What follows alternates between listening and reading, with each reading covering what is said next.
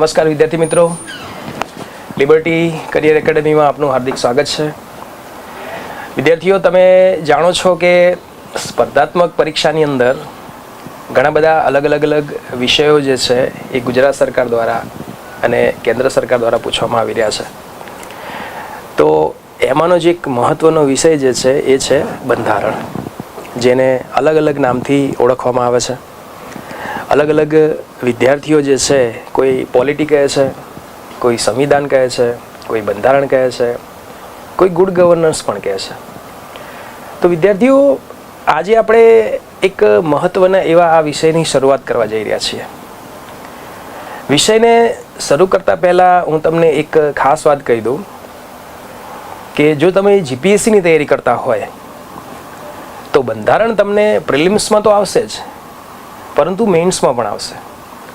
અને જો તમે ક્લાસ 1-2ની તૈયારી કરતા હોય તો ઇન્ટરવ્યૂની અંદર જે પ્રશ્નોના જવાબ તમારે આપવાના છે એ ભારતના બંધારણની મર્યાદામાં રહીને આપવાના હોય છે. મતલબ કે પ્રારંભિક પરીક્ષાથી લઈ મુખ્ય પરીક્ષા તેમજ ઇન્ટરવ્યૂ સુધી પણ આ વિષય તમારી સાથે જોડાયેલો છે.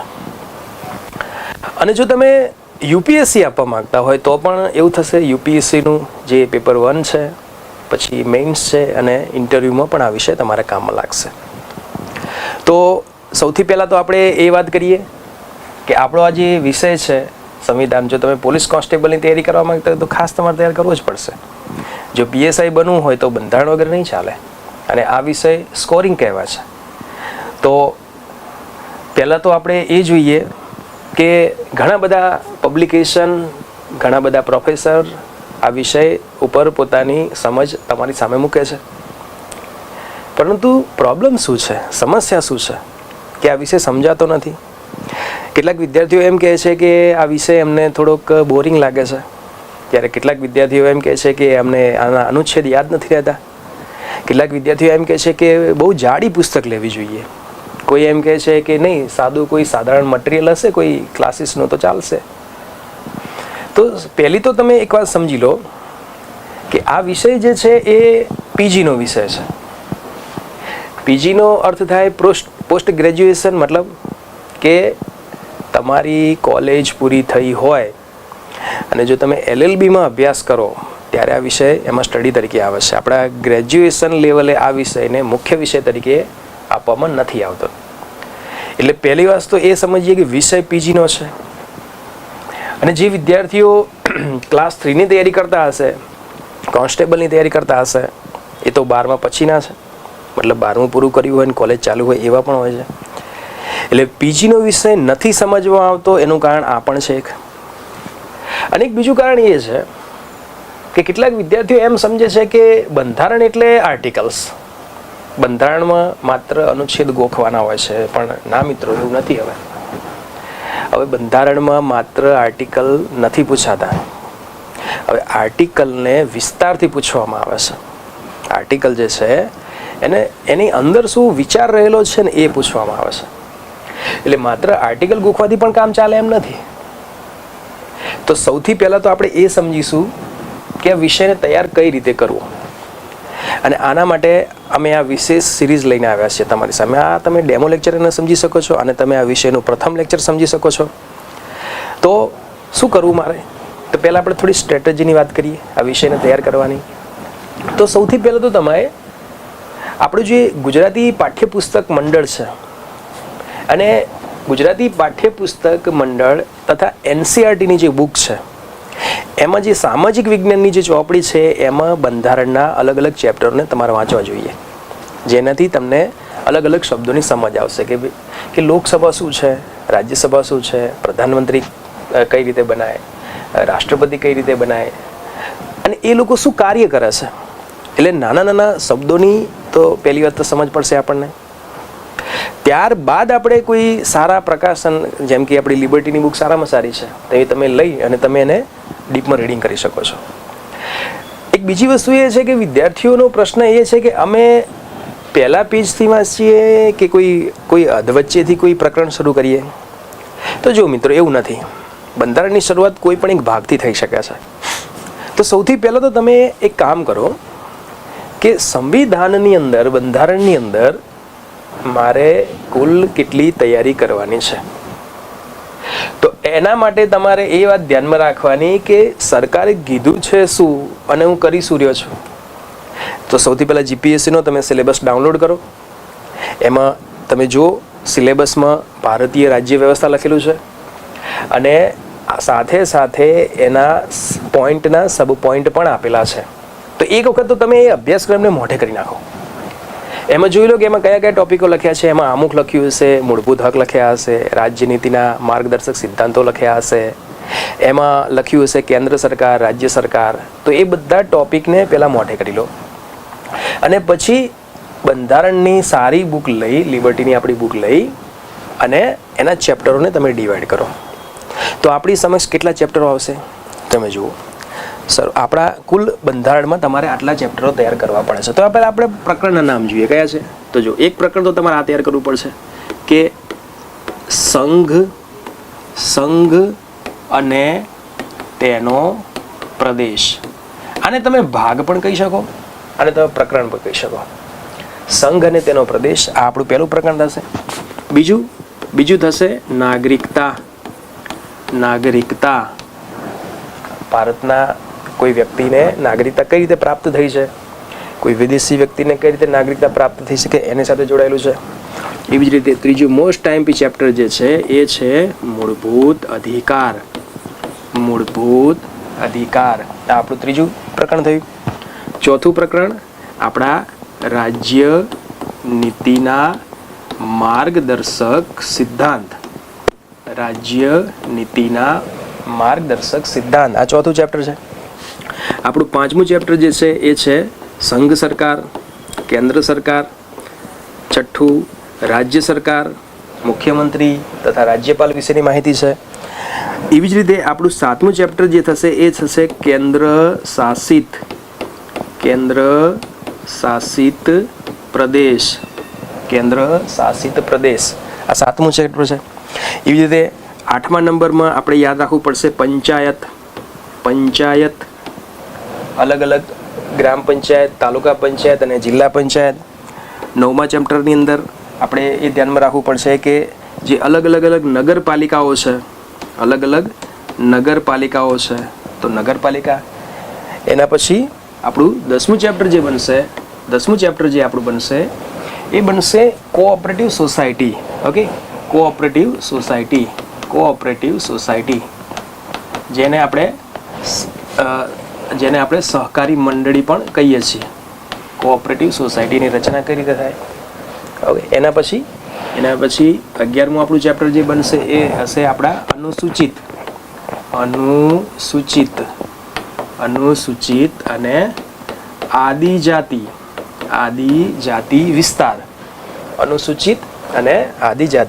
વિસ્તાર. એના પછી આપણું 12મું જે ચેપ્ટર બનશે એ બનશે કેન્દ્ર અને રાજ્ય વચ્ચેના સંબંધ. મોટાભાગે 3 પ્રકારના સંબંધો છે. વ્યાપારિક સંબંધ છે, વહીવટના સંબંધ છે, નાણાકીય સંબંધ છે, સમજ્યા ને, કાયદો બનાવવાનો સંબંધ છે. એવી જ રીતે આપણું 13મું જે ચેપ્ટર બનશે એ બનશે અલગ અલગ સેવાઓ લેવામાં આવે છે તે, જેને આપણે અખિલ ભારતીય સેવા તરીકે ઓળખીએ છીએ. અને સેવા સાથે કેટલાક આયોગો પણ જોડાયેલા છે, કેટ છે, સેટ છે, જેટ છે. તો એ આપણું 13મું ચેપ્ટર બનશે. એવી જ રીતે ત્યારબાદ આપણે ભારતમાં જે ચૂંટણી પંચ છે, જે અલગ અલગ ચૂંટણીઓ લેવાય છે, જે ચૂંટણીઓનું આયોજન કરે છે. ઓકે, આપણો જનપ્રતિનિધિત્વ અધિનિયમ છે, એ આપણું 14મું ચેપ્ટર બનશે.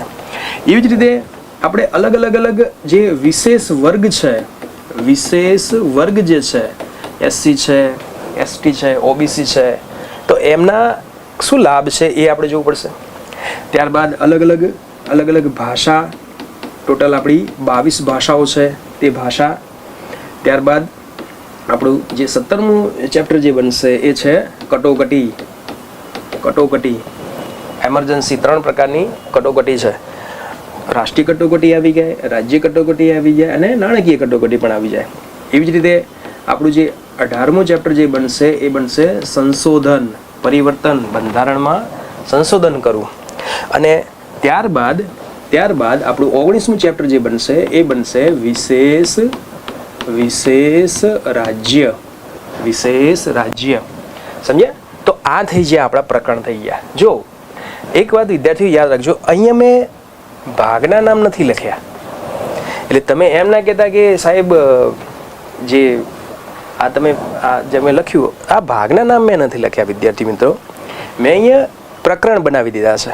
આ મારી પોતાની સ્ટ્રેટેજી છે કે મારે બંધારણ તૈયાર કરવું હોય તો મારે કુલ 18 થી 19 ચેપ્ટરો તૈયાર કરવાના છે. ભાગની વાત હું નથી કરી રહ્યો. તો પહેલાં તો આપણે આ આપણો સિલેબસ થઈ ગયો બંધારણનો. હવે શું કરવાનું છે? તો જે જીપીએસસીએ જે સિલેબસ આપણને આપ્યો છે એમાંથી જોઈ લઈએ કે જીપીએસસી આપણને કયા ચેપ્ટર તૈયાર કરવાના કીધા છે. જીપીએસસી આપણને કીધું છે કે અમે અમે અમે મૂળભૂત અધિકારમાંથી પ્રશ્ન પૂછીશું, તો આનો હું ટીક કરીશ. પહેલો જીપીએસસીએ કહી દીધું કે સિદ્ધાંતમાંથી, રાજ્યનીતિના માર્ગદર્શક સિદ્ધાંતમાંથી, ત્યારબાદ સંઘ સરકાર, રાજ્ય સરકાર, આમાંથી પ્રશ્ન આવશે, આમાંથી પ્રશ્ન આવશે. ઓકે, ત્યારબાદ કેન્દ્ર શાસિત પ્રદેશ, પંચાયતી રાજ. જીપીએસસી કયા ટોપિકો કીધા છે? એવી જ રીતે અનુસૂચિ આદિજાતિ વિસ્તાર, કેન્દ્ર રાજ્ય વચ્ચેના સંબંધ, ચૂંટણી વિશે, વિશેષ વર્ગ વિશે, કટોકટી વિશે અને સંશોધન વિશે. આટલા ચેપ્ટરો માની લો કે જીપીએસસી કીધા છે. આ હું મારી રીતે કહું છું, તમે તમારી રીતે ચેક કરજો. તો આટલા ચેપ્ટર જીપીએસસી કીધા છે તો એનો મતલબ એમ થયો કે મારા માટે આખો વિષય આઈએમપી જ છે, પણ પ્રારંભિક દ્રષ્ટિએ મારા માટે આ ચેપ્ટર અગત્યના, કેમ કે જીપીએસસી કહી રહી છે. પછી હું શું કરીશ? તો હું કોઈ સારી બુક લઈશ અને એ બુકની અંદર હું જોઈશ કે મૂળભૂત અધિકારનું ચેપ્ટર કયું છે, તો પહેલું હું એ જોઈશ. હવે જો તમે ચોપડી જોશો ને તો આ મૂળભૂત અધિકાર આ ભાગ 3 છે સંવિધાનનો, તો હું શરૂઆત ભાગ 3 થી કરીશ. એવું જરૂરી તો નથી ને. માની લો કે મારે અધિકારથી શરૂઆત નથી કરવી, મારે શરૂઆત જે કરવી છે આ રાજ્યનીતિના માર્ગદર્શક સિદ્ધાંતથી શરૂઆત કરવી છે. અહીંયા આપણે એક 20મું ચેપ્ટર આપણે અહીંયા નથી લખ્યું, આપણે એડ કરી દઈએ. ફરજો અલગ અલગ 11 ફરજો છે, ઇઝી છે. મારે 11 ફરજો તૈયાર કરવી છે તો ગુજરાતી પાઠ્યપુસ્તક લઈશ અને ગુજરાતી પાઠ્યપુસ્તકના પહેલા કે બીજા પેજ ઉપર 11 ફરજો આવી છે એ હું પહેલી તૈયાર કરીશ. મતલબ કે સરકારે કીધું છે એમ હું ટોપિકો પહેલાં તૈયાર કરીશ. પછી શું કરવાનું છે? તો પછી છેલ્લા 10 વર્ષના, છેલ્લા 12 વર્ષના જીપીએસસી અને ગુજરાત સરકાર દ્વારા જે વિવિધ અલગ અલગ પરીક્ષાઓ લેવાય છે એમાં બંધારણમાંથી કયા કયા પ્રશ્નો આવ્યા છે એનું હું આ ચેપ્ટરો તૈયાર કરી અને હું જાતે એનું સોલ્યુશન કરીશ. જેથી મને આઈડિયા આવશે, જેથી આપણને આઈડિયા આવશે કે બંધારણમાં કયા પ્રકારના પ્રશ્નો પૂછાય છે. અને છતાં પણ જો ના સમજાય તો અમે તો બેઠા છીએ ક્લાસ પર, સમજ્યા? તો આપણી જે તૈયારી જે છે ને એ આ રીતે થશે. હવે જો તમે આમ નથી કરતા અને માની લો કે કોઈ એકાદી બુક લીધી અને પહેલા પેજથી તમે વાંચવાનું શરૂ કરી દો, તમે કરશો શું? તમે માત્ર બેઠા બેઠા આર્ટિકલો તૈયાર કરશો, આર્ટિકલ ગોખશો. અને નવાઈની વાત એ છે કે બંધારણના 20 પ્રશ્નો પૂછાય તો એમાંથી 5 જ પ્રશ્ન આર્ટિકલના હોય છે, 4 જ પ્રશ્ન આર્ટિકલના હોય છે. બાકીના 15 પ્રશ્ન, 16 પ્રશ્ન આર્ટિકલના નથી પૂછાતા. આર્ટિકલની અંદર જે વિચાર રહેલો છે એનામાંથી પૂછાય. એટલે માત્ર આર્ટિકલ ગોખવાથી કામ નહીં ચાલે. ત્યારબાદ તમારે અલગ અલગ 12 પરિશિષ્ટો છે એને પણ તૈયાર કરવા પડશે. તો હું એટલી આશા રાખું છું કે તમે આ વાતને સમજી ચૂક્યા હશો. તો સૌથી પહેલાં તમે સારા અક્ષરે આ ચેપ્ટરના નામ લખી લેશો પહેલાં, અને જીપીએસસીનો સિલેબસ લઈ અને સૌથી પહેલાં તમે એ ચેક કરી લો કે કયા કયા પોઈન્ટ જીપીએસસીએ મને આપેલા છે.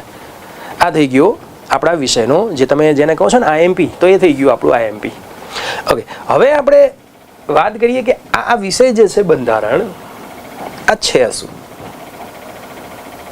જે વિદ્યાર્થીઓ નવા છે, જે પહેલી જ વખત આ વિષયને લઈ રહ્યા છે, હું એમને ધ્યાનમાં રાખી અને ચાલી રહ્યો છું. આજે ઘણા વિદ્યાર્થીઓ હશે કે જે અગાઉથી તૈયારી કરતા હશે, કેટલાક વિદ્યાર્થીઓ એવા હશે કે જે માની લો કે જેને 2-3 વખત એક્ઝામ પણ આપી છે, કોઈ વિદ્યાર્થી થોડા માર્ક્સ માટે રહી પણ ગયો હશે, તો એને તો આ વિષય તૈયાર હશે.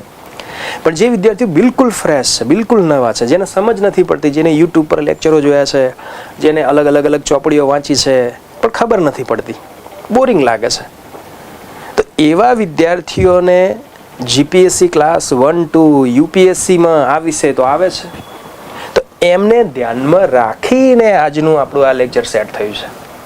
તો આપણે એકદમ ઝીરોથી જોઈશું. તો સૌથી પહેલાં તમે તમારી નોટબુકમાં આ ટોપિકને લખી લેજો. હવે આપણે આ વિષય જે છે બંધારણ, આ શું છે એની વાત કરીએ. આ થઈ ગયા આપણે પ્રકરણ થઈ ગયા. તમે જુઓ વિદ્યાર્થીઓ, તમે આ લખી લેજો. આનો સ્ક્રીનશોટ એક લઈ લેજો, જેથી કરીને તમારે આ કામમાં આવે. હવે આપણે વાત કરીએ કે આ આપણો જે વિષય છે બંધારણ, આ છે શું, કહેવા શું માગે. તો તમે જુઓ કે આપણે અલગ અલગ સમાજમાંથી આવીએ છીએ, અલગ અલગ વર્ગમાંથી આવીએ છીએ. તમે જ્યાં આવતા હશો, તમે જ્યાં રહેતા હશો, એ સમાજ છે. સમાજ વગર રહેવું અશક્ય છે. આપણે જે વિસ્તારમાંથી આવીએ છીએ એ વિસ્તારને આપણે સમાજ કહીએ છીએ. કોઈ એમ કહેતું હોય કે હું સમાજમાં નથી રહેતો, તો આ વાત ખોટી છે. તમે સ્કૂલમાં જાઓ છો, તમે શાળામાં જાઓ છો, તો શાળા શું છે? શાળા સમાજ છે. તમે કહો કે નહીં અમે શાળામાં નથી જતા, અમે તો યુનિવર્સિટીમાં જઈએ છીએ, તો યુનિવર્સિટી પણ શું છે? એક સમાજ છે. આપણે ઘરમાં તો રહીએ છીએ ને, કુટુંબ શું છે? કુટુંબ એક સમાજ છે. ધર્મ એક સમાજ છે. તો આપણી આસપાસ જેટલી પણ સંસ્થાઓ દેખાય છે, આપણી આસપાસ જે પણ સામાજિક રૂપથી જોડાયેલા જે રીતિ રિવાજ દેખાય છે, એ સમાજ છે. કોઈ એમ કહેતું હોય કે મારે સમાજમાં નથી રહેવું, તો એ જઈ શકે, હિમાલયની ટોચ ઉપર જઈને રહી શકે. એ અલગ અલગ એવા જે છે સહારાના રણમાં જઈને રહી શકે છે. પણ એ તો પોસિબલ છે નહીં, એને અહીંયા રહેવું પડશે. હવે આપણે સમાજમાં રહીએ છીએ, અલગ અલગ ઇન્સ્ટિટ્યૂટ સાથે આપણે જોડાયેલા છીએ. તો જો સમાજ હોય ત્યાં સંઘર્ષ હોય. જ્યાં સમાજ હોય ત્યાં શું હોય? સંઘર્ષ હોય. લડાઈ નહીં, ઝઘડો નહીં. સમાજ હોય ત્યાં સંઘર્ષ હોય. હવે આ સંઘર્ષ એટલે શું? તો સંઘર્ષનો મતલબ થાય મતભેદ હોય. મતભેદ. સમાજ હોય ત્યાં સંઘર્ષ હોય, મતભેદ હોય. મતભેદ તમારી અને તમારા ફાધર વચ્ચે હોઈ શકે છે. તમે એમ તમારા ફાધર એમ કહે છે કે બેટા જીપીએસસી પાસ કર, બેટા યુપીએસસી કર, પોલીસ કોન્સ્ટેબલ બન. તમે કહો ના મારે છે ને મારે મેરેજ કરવા છે, તો આ શું થયું? આ મતભેદ થયો. મતભેદ તમારી વચ્ચે ને તમારા મિત્ર વચ્ચે હોઈ શકે છે. તમે એમ કહો છો કે આ પિક્ચર સારું છે, તમારો મિત્ર કહે છે કે ના આ મૂવી સારું છે, તો આ પણ એક મતભેદ જ થયો ને. મતભેદ વ્યક્તિઓ વચ્ચે તો હોય, પણ મતભેદ કુટુંબ વચ્ચે પણ હોઈ શકે. આપણા કાકા છે, આપણા મામા છે, એમ કે છે કે બેનના લગ્ન કરાવી દેવા છે, અને આપણા પપ્પા એમ કે છે કે ના અમારી છોકરી છે એને ભણાવી છે, અમારે એને આઈએસ બનાવી છે. તો મતભેદ થયો. કુટુંબનો મતભેદ હોઈ શકે. તો બે વર્ગનો મતભેદ હોઈ શકે. કોઈ એમ કે છે કે રસગુલ્લા અમારા છે, કોઈ એમ કે છે કે ના રસગુલ્લા અમારા છે, તો આ પણ એક મતભેદ થયો. બે ધર્મ વચ્ચે પણ મતભેદ હોઈ શકે છે. બે કોમ વચ્ચે મતભેદ હોઈ શકે છે. બે દેશ વચ્ચે પણ મતભેદ હોઈ શકે છે.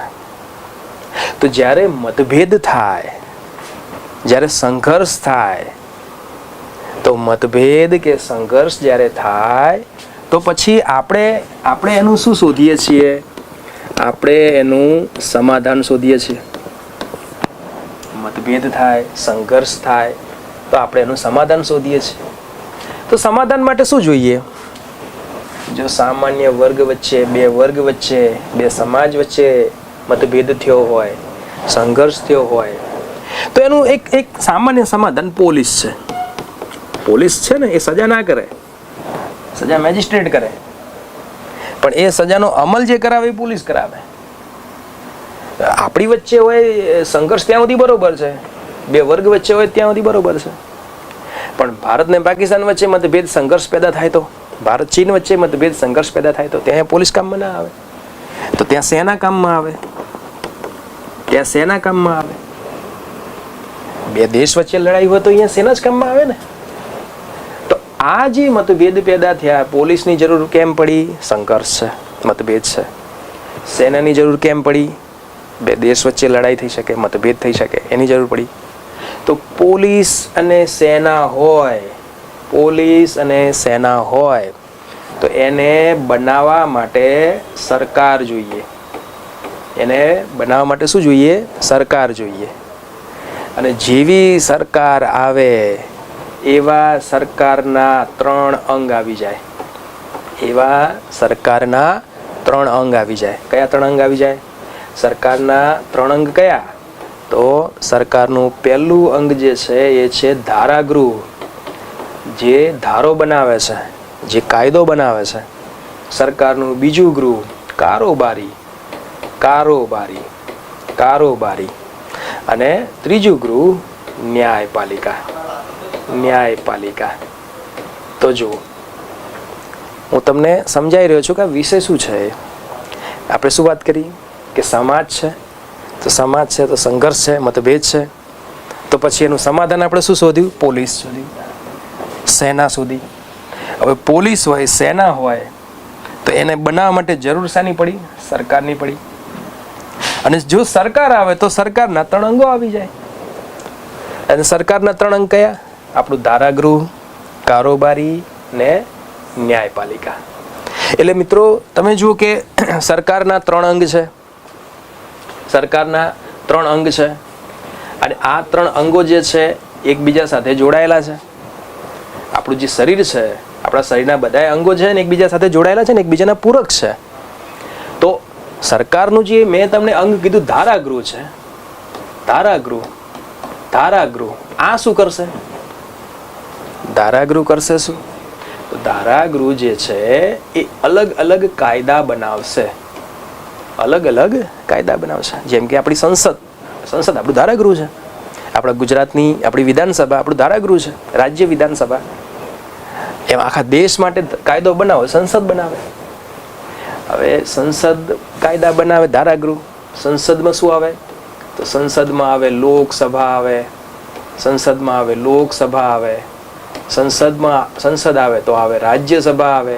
આપણું ધારાગૃહ જે છે કેન્દ્રીય ધારાગૃહ એ 2 ભાગ, એના 2 ગૃહ છે, લોકસભા અને રાજ્યસભા છે. તો લોકસભા રાજ્યસભાએ કાયદો બનાવી દીધો કે ભારતમાં કોઈ પણ વ્યક્તિએ સાધન ચલાવવું હોય તો ડાબી બાજુ ચલાવો, જમણી બાજુ ચલાવો. આ એક નિયમ બનાવી દીધો. સંસદે કાયદો બનાવી દીધો કે ભાઈ દહેજ લેવું એ ગુનો છે. કાયદો બનાવી દીધો.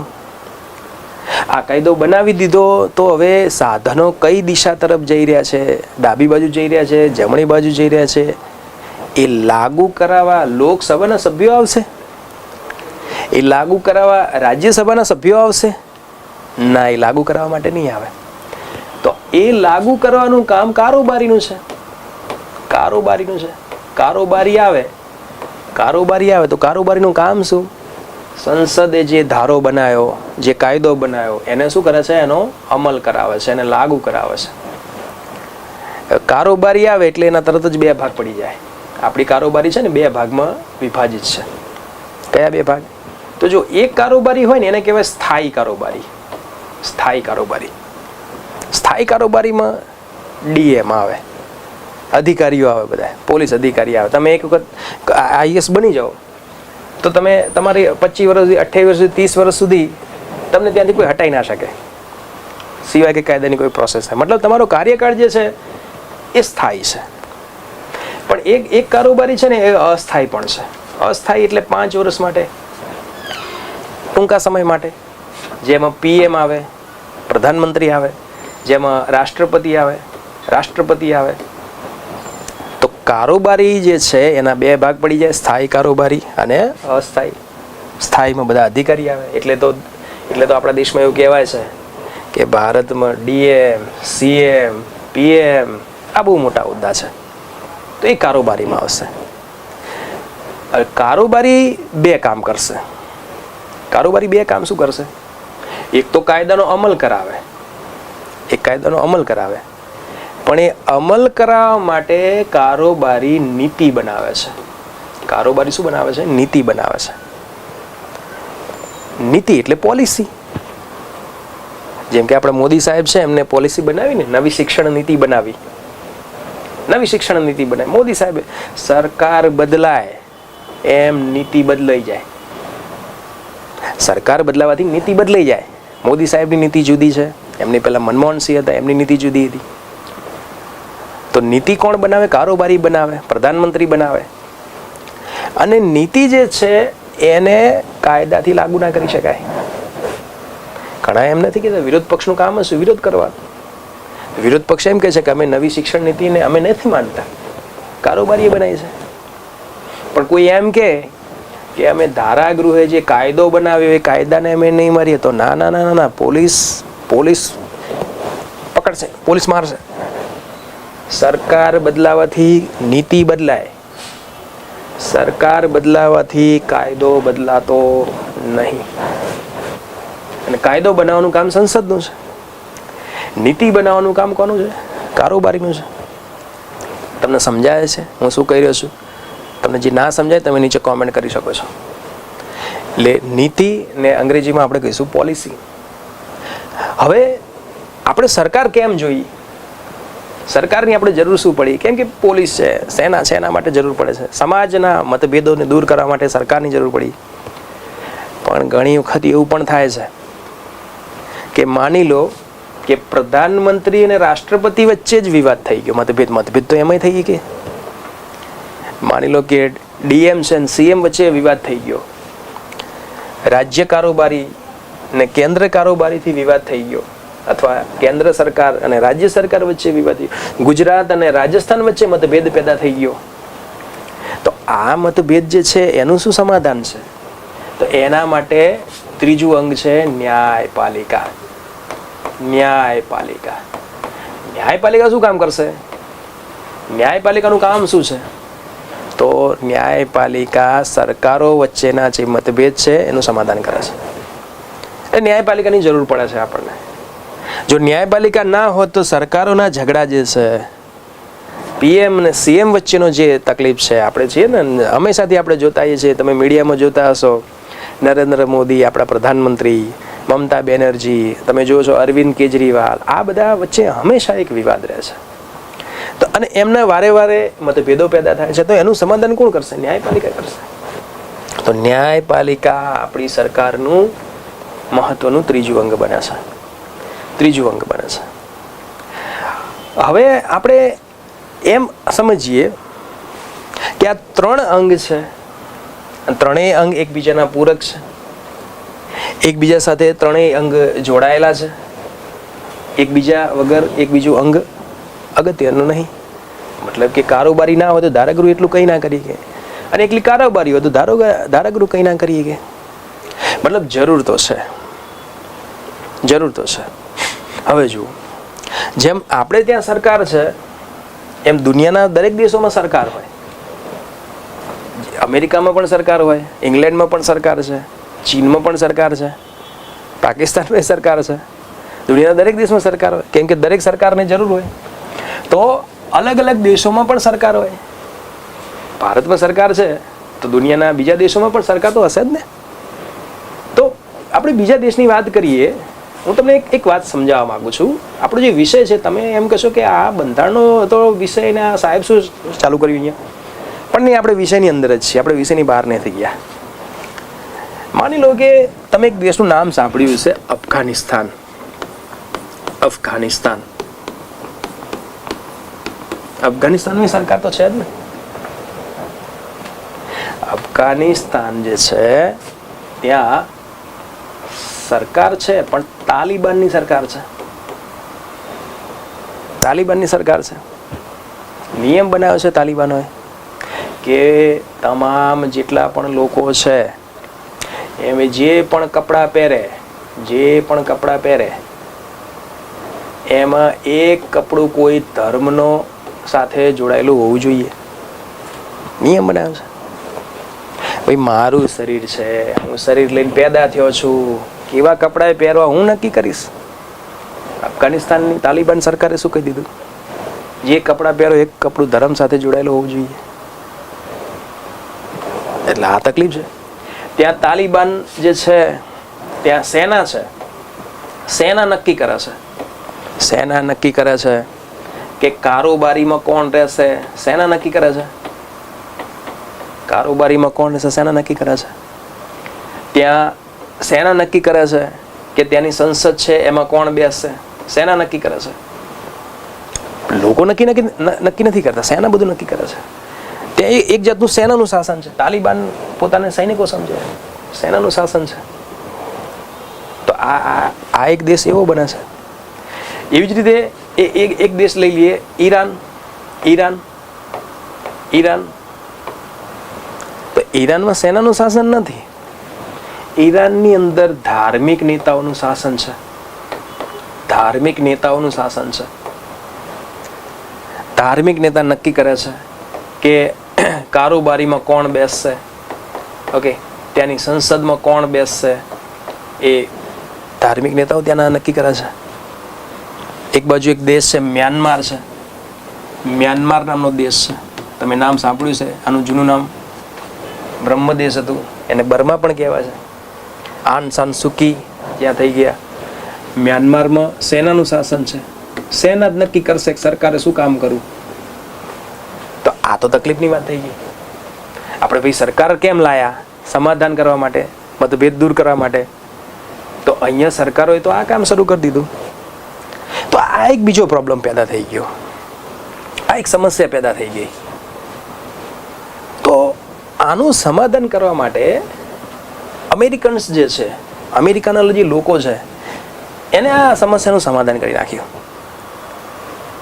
અમેરિકાના લોકોએ કહી દીધું કે આપણે સરકારની જે શક્તિ છે એને સીમિત કરી દઈએ. એટલે અમેરિકાના લોકો જે છે, યુએસએના જે લોકો છે, એમને એક સર્વોચ્ચ કાયદો બનાવ્યો. સર્વોચ્ચ કાયદો બનાવ્યો. કોણે બનાવ્યો? અમેરિકાના લોકોએ બનાવ્યો. અને આ સર્વોચ્ચ કાયદો જે હતો એને નામ આપ્યું બંધારણ. અને એમાં નક્કી કર્યું કે સરકારની શક્તિ શું હશે, સરકાર જે છે એની પાસે શું શક્તિ હશે, અને જે પણ શક્તિ સરકાર પાસે હશે એ સીમિત હશે. કેમ કે આ સર્વોચ્ચ કાયદો અમેરિકાની જનતાએ બનાવ્યો, પબ્લિકે બનાવ્યો. સરકારની શક્તિ શું હશે એ નક્કી કરવા માટે. કેમ આવો કાયદો બનાવ્યો? કેમ કે આ બધા એના ઉદાહરણ છે. આવું ના થઈ જાય એટલા માટે. 18મી સદી પહેલા દુનિયાના કોઈ દેશમાં આવું બંધારણ નહોતું. આવું પહેલું કામ યુએસએ કર્યું. એટલે એક બહુ કોમન ક્વેશ્ચન છે કે જગતનું પહેલું બંધારણ કોને બનાવ્યું? યુએસએ બનાવ્યું, અમેરિકાએ બનાવ્યું. અને જેમાં એમણે સરકારની શક્તિને શું કરી? સીમિત કરી દીધી. તો જો અહીંયાથી આપણી એક શરૂઆત થઈ જાય. અહીંયાથી તમે એટલું સમજી શકો છો કે બંધારણમાં શાનો ઉલ્લેખ હોય છે? બંધારણમાં સરકારની શક્તિનો ઉલ્લેખ હોય છે, અને એ શક્તિ પાછી સીમિત હોય છે. તમને સમજાય છે? ત્યારબાદ અમેરિકન્સે આ કર્યું. હવે અમેરિકામાં તો બંધારણ આવી ગયું. તો આનાથી ફાયદો એ શું થયો? આ બંધારણ ત્યાંની જનતાએ લખ્યું છે. માની લો કે તમે જાતે મકાન બનાવો, તો તો તેમાં આપણે આપણા બેડરૂમનું ખાસ ધ્યાન રાખીશું. મારો બેડરૂમ કેવો હશે, કઈ દિશા તરફ હશે, એમાં બાથરૂમ ક્યાં હશે, હું મારું ખાસ ધ્યાન રાખીશ ને. કેમ કે મકાન મેં બનાવ્યું છે, તો મારા રૂમનું હું ખાસ ધ્યાન રાખીશ. એમાં આ બંધારણ ત્યાંની જનતાએ બનાવ્યું હતું, જનતાના પ્રતિનિધિઓએ બનાવ્યું હતું. એટલે એમને એમનું ખાસ ધ્યાન રાખ્યું. એમને કીધું કે ભાઈ સરકાર બધું કામ કરી શકશે, પણ સરકાર અમારા હક નહીં છીનવી શકે.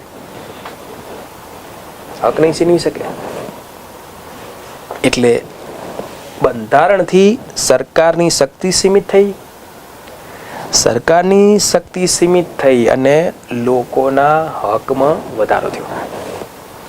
અને એના નામ આપી દીધું સુપ્રીમ લો, સર્વોચ્ચ કાયદો. હવે આ વાત આપણે જો ભારતની અંદર આ વાત કરીએ તો આપણા દેશમાં પણ બંધારણ છે. ભારતનું જે બંધારણ છે, આપણા દેશનું પણ બંધારણ છે. તો આપણા દેશના બંધારણમાં પણ શું છે? તો કે સરકાર જે છે એની શક્તિનું વર્ણન છે. કારોબારી પાસે શું શક્તિ રહેશે, ધારાગૃહ પાસે શું શક્તિ રહેશે, ન્યાયપાલિકા પાસે શું શક્તિ રહેશે, એનું વર્ણન છે. અને એ શક્તિ સીમિત છે. અને આપણું ભારતનું સંવિધાનના આમુખની પહેલી જ લીટી છે, વી ધ પીપલ ઓફ ઇન્ડિયા. અમે ભારતના લોકો આ સંવિધાનને લખી રહ્યા છીએ.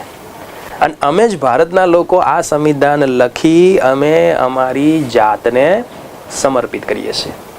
તો ભારતનું સંવિધાન પણ કોઈ એક વ્યક્તિ કે કોઈ વર્ગે નહીં લખ્યું. ભારતનું સંવિધાન પણ ભારતની જનતાએ લખ્યું છે, જનતાના પ્રતિનિધિઓ દ્વારા જનતાએ લખ્યું છે. એટલે આપણે પણ શેનું ખાસ ધ્યાન રાખ્યું છે? જનતાએ લખ્યું છે તો જનતા પોતાના હકનું ખાસ ધ્યાન રાખશે.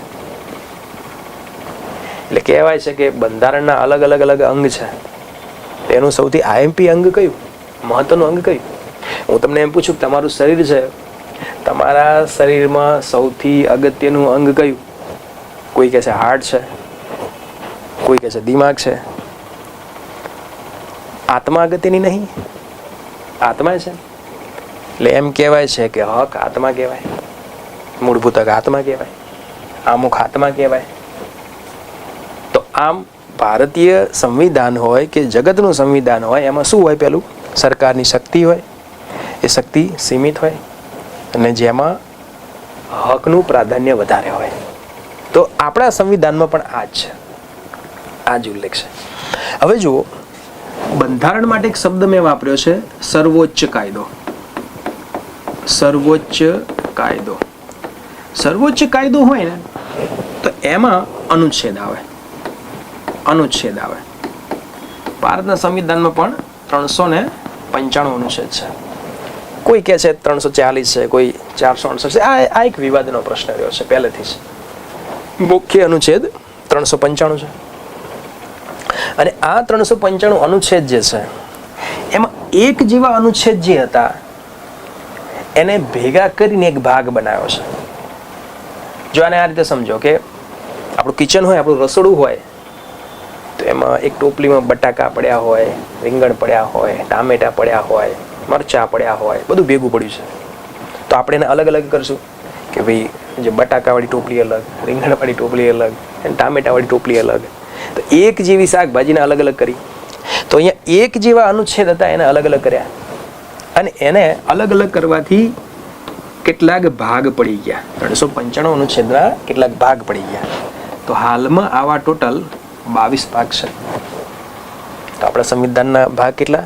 22. એટલે મેં શરૂઆતમાં તમને કીધું હતું ને કે મેં એ ભાગના નામ નથી લખ્યા, મેં તમને તમારી સમજ માટે ચેપ્ટરો તરીકે મેં મારી રીતે બનાવેલા છે. હવે જુઓ કે આ જે અનુચ્છેદ લખાયા છે એને ઇંગ્લિશમાં આપણે કહીશું આર્ટિકલ્સ. 395 છે. ધારાગૃહ કામ શું કરે છે? આપણે અહીંયા જોયું ને, ધારાગૃહ કામ શું કરે છે? તો ધારાગૃહ જે છે એ કાયદો બનાવે છે. ધારાગૃહ જે છે એ કાયદો બનાવે છે. સંસદ છે આપણું પહેલું ધારાગૃહ સંસદ છે કેન્દ્રનું. અને એ શું બનાવે છે? કાયદો બનાવે છે. કાયદાને આપણે અધિનિયમ પણ કહીએ છીએ, એક્ટ પણ કહીએ છીએ. તો જો કાયદો જુદી વાત છે અને આ સર્વોચ્ચ કાયદાની વાત થઈ રહી છે. આ એક્ટ છે, આ લો છે અને આ સુપ્રીમ લો છે.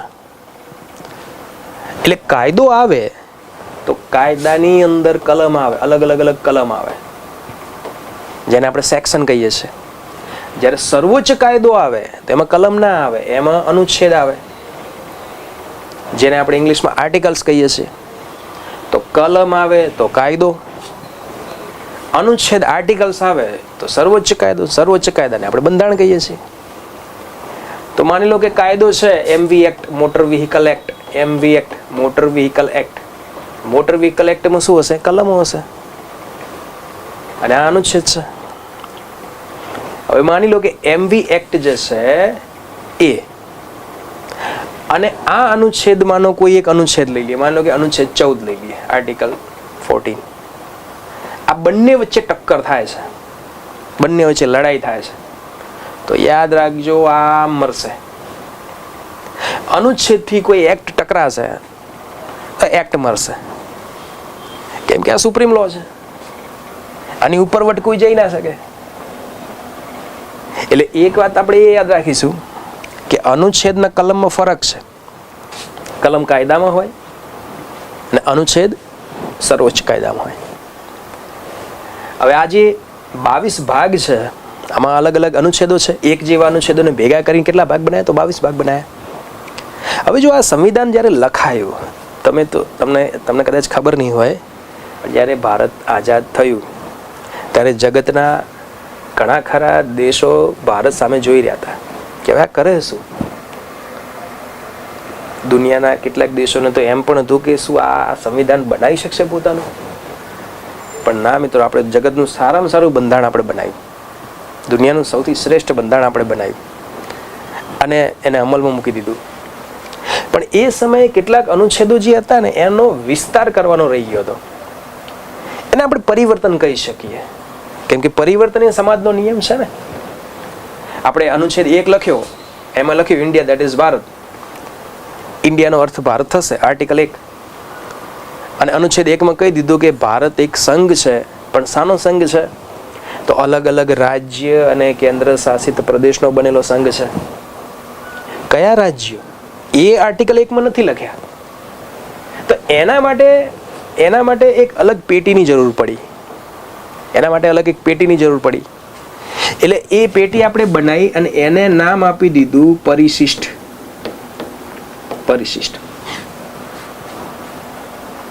તો પરિશિષ્ટ શું છે? જે અનુચ્છેદને વધારવાની જરૂર પડી, જે અનુચ્છેદનો વિસ્તાર કરવાની જરૂર પડી, તો એ અનુચ્છેદમાં ના લખ્યું, એની જગ્યાએ પરિશિષ્ટમાં લખ્યું. જેમ કે આર્ટિકલ 1માં લખ્યું કે ભારત રાજ્યોનો અને કેન્દ્ર શાસિત પ્રદેશનો સંઘ રહેશે. પણ કયા રાજ્ય, કયા કેન્દ્ર શાસિત પ્રદેશ, એ આર્ટિકલ 1માં નથી લખ્યું. તો એના માટે આપણે પરિશિષ્ટ 1 બનાવી દીધું. આપણે જોયું કે ભાઈ અલગ અલગ રાષ્ટ્રપતિ છે, પ્રધાનમંત્રી છે, એમના પગારો જે છે એ નિયત નિયમ મુજબ થશે. પણ કયા પગાર, કેટલા પગાર, એ આર્ટિકલમાં નથી લખ્યું. તો એના માટે આપણે બીજું પરિશિષ્ટ બનાવી દીધું. અલગ અલગ શપથ માટે ત્રીજું બનાવી દીધું. તો આમ પરિશિષ્ટ એટલે શું? કોઈ આર્ટિકલમાં જો વધારાનું કંઈ એડ કરવાની જરૂર પડી તો એ એડ આપણે આર્ટિકલમાં ના કર્યું, એની જગ્યાએ પરિશિષ્ટમાં એડ કરી દીધું. તો આમ અલગ અલગ આપણી પાસે અત્યારે 12 પરિશિષ્ટો છે. કેમ કે બધા આર્ટિકલમાં વધારો કરવાની કોઈ જરૂર નથી પડી. જે અગત્યના હતા, આપણે માની લો કે ભાષાઓનો એક જે છે, ભાષાઓમાં જરૂર પડી તો ભાષા માટેનું પરિશિષ્ટ 8 આપણે જોયું. પંચાયત માટેનું એક પરિશિષ્ટ 11 છે, પાલિકા માટેનું છે પરિશિષ્ટ 12 છે. તો બધા આર્ટિકલમાં વધારવાની કોઈ જરૂર નથી પડી. જ્યાં જરૂર પડી હતી એવા આર્ટિકલમાં વધારો કર્યો એટલે પરિશિષ્ટોની સંખ્યા ટોટલ થઈ ગઈ 12. શરૂઆતમાં 8 હતા, પછી 9 થયા, 10 થયા, એમ વધતા હાલમાં કેટલા થઈ ગયા છે? તો 12 પરિશિષ્ટ થઈ ગયા. તો હવે જો આપણી પાસે શું થાય છે કે ભારતનું એક સંવિધાન, સરકારની શક્તિનો એમાં વર્ણન છે. શક્તિઓ પાછી સીમિત છે. લખ્યું જનતાએ, એટલે જનતાએ એમના હક જે છે એનું ખાસ ધ્યાન રાખ્યું છે. એક સર્વોચ્ચ કાયદો છે. આપણા સર્વોચ્ચ કાયદામાં 395 આર્ટિકલ છે, 22 ભાગ છે અને 12 પરિશિષ્ટ છે. ક્લિયર થાય તમારું? હવે જુઓ, હવે બીજી એક થોડી યુપીએસસીની વાત કરી લઈએ. આ થઈ ગયું આપણું સંવિધાન. હવે મને એમ કહો કે જો સંવિધાન ના હોત તો શું હોત? બંધારણ ના હોત તો શું હોત? તો બંધારણ ના હોત તો અફઘાનિસ્તાન જેવી પરિસ્થિતિ હોત ને. સંવિધાન ના હોત તો સરકાર જે છે એ પોલીસ રાજ્ય બની જાત. પોલીસ રાજ્ય, કલ્યાણ રાજ્ય નહીં, પોલીસ રાજ્ય બની જાત. બેફામ સરકાર થઈ જાત. બીજું શું થાત? સરકારના હક વધી જાય, લોકોના હક ઘટી જાત. પરિણામ એ આવે કે સરકારના હક વધી જાય તો લોકો જે છે, જનતા જે છે એમની સ્વતંત્રતા, જનતાની સ્વતંત્રતા સમાપ્ત થઈ જાય. જનતા જે છે, પબ્લિક જે છે, એમના હક જે છે એ સમાપ્ત થઈ જાય. ગમે ત્યારે સરકાર ગમે તેને પકડી લે, ગમે તેને ઉઠાઈ જાય. જેવું અંગ્રેજોના શાસનમાં થતું હતું, મોગલોના શાસનમાં થતું હતું, એવું થઈ જાય. એટલે કે લોકો ગરિમામય જીવન જીવી શકે જ નહીં. તો બંધારણ ન હોય તો શું થાય? ના હોય તો જનતા સ્વતંત્રતા ના ભોગવી શકે, સરકારના હક વધી જાય, સરકાર કલ્યાણ રાજ્યમાંથી પોલીસ રાજ્યમાં આવી જાય. સરકાર જે છે એ હક નહીં આલે, ગરિમામય જીવન વ્યક્તિ જીવી ના શકે. તો આનાથી ઉલટું આપણે એમ કહી શકીએ કે સંવિધાન હોવાથી શું થાય? સંવિધાન હોવાથી સરકાર પોલીસ રાજ્યમાંથી કલ્યાણ રાજ્ય બને. સરકારના હક સીમિત થઈ જાય. એનાથી ઉલટું જનતાની સ્વતંત્રતા વધી જાય, જનતાના હક વધી જાય અને જે લોકો છે એ ગરિમામય જીવન જીવી શકે, આઝાદીથી જીવન જીવી શકે. તમારે ભારતમાં કેટલી સ્વતંત્રતા છે, કેટલા હક છે એ ચેક કરવું હોય તો એક વખત અફઘાનિસ્તાન આંટો મારી આવો, ના હોય તો એક વખત ઉત્તર કોરિયા આંટો મારી આવો, ખબર પડી જશે હક એટલે શું. તેની જનતા પાસે કશું જ નહીં. તો સંવિધાન હોવાથી આ ફાયદો થાય, આટલો ફાયદો થાય, આટલો લાભ છે જનતાને. હવે માની લો કે કોઈ દેશ એમ કહે છે કે ભાઈ અમારા દેશમાં જનતા છે અને જનતા જે છે એ ગરિમામય જીવન જીવે છે. પણ અમારે ત્યાં સંવિધાન છે નહીં. અમારે ત્યાં જનતા જે છે એમની પાસે બધા હક છે. અમારે ત્યાં જે જનતા છે એ સંપૂર્ણ રીતે સ્વતંત્ર છે. આ જે છે આ બધું છે અમારે ત્યાં, પણ અમારે ત્યાં બંધારણ નથી. મિત્રો, તમે શાંતિથી આ વાતને સમજો. આપણે થોડી યુપીએસસી ની વાત કરી રહ્યા છે એટલા માટે મેં તમને વાત એમ કરી કે સંવિધાન હોવાથી શું મળે? જનતાને સ્વતંત્રતા મળે, હક મળે, ગરિમામય જીવન મળે. ના હોવાથી શું થાય? તો સરકાર પોલીસ રાજ્ય બની જાય, સરકારના હક વધી જાય.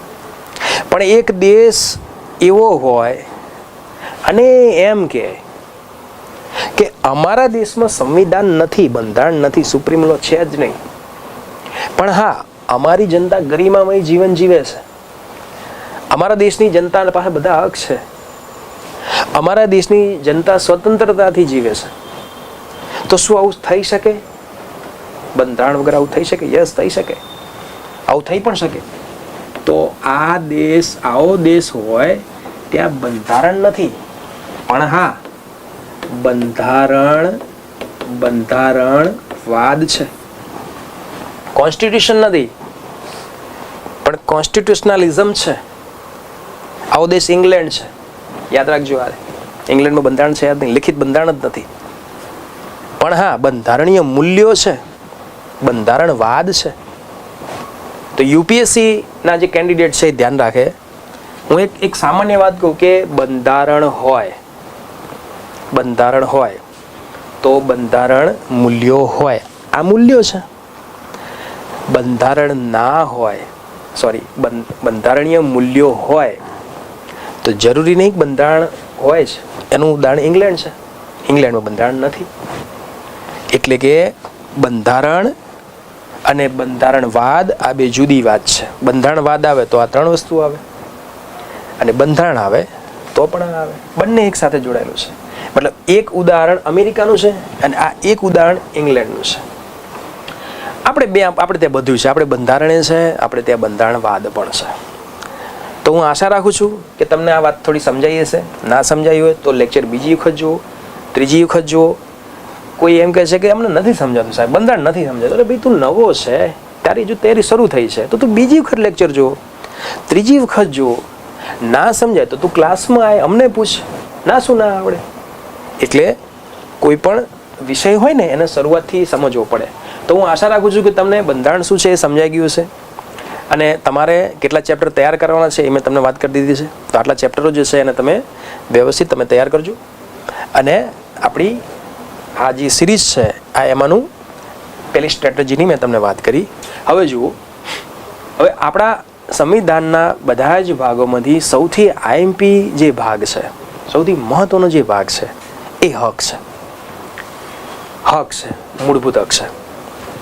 એટલે આપણા જે વિષયની શરૂઆત જે છે એ અહીંયાથી જ થશે, હકથી જ થશે. કોઈ એમ કે આમુખથી કેમ નહીં, કેમ આમુખથી તમે શરૂઆત કેમ નથી કરતા? બધા આમુખથી ભણાવે છે, તમે કેમ નહીં? તો જુઓ, આપણે પહેલાં એ સમજવું પડે ને કે મોસંબી હોય એનો રસ કેવો હોય. પહેલાં આપણે એ સમજવું પડે કે અનાનસ હોય એનો રસ કેવો હોય. પછી આપણે એને ભેગા કરીને આપણે એનું સૂપ બનાવી શકીએ ને.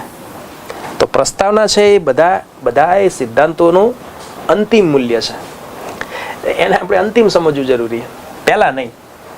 તો પહેલાં આપણે અલગ અલગ સ્પેર પાર્ટને જોઈશું, અલગ અલગ જે ભાગ છે એને જોઈશું, અને પછી અંતમાં આપણે પ્રસ્તાવના જોઈશું. સમજ્યા છે તમે?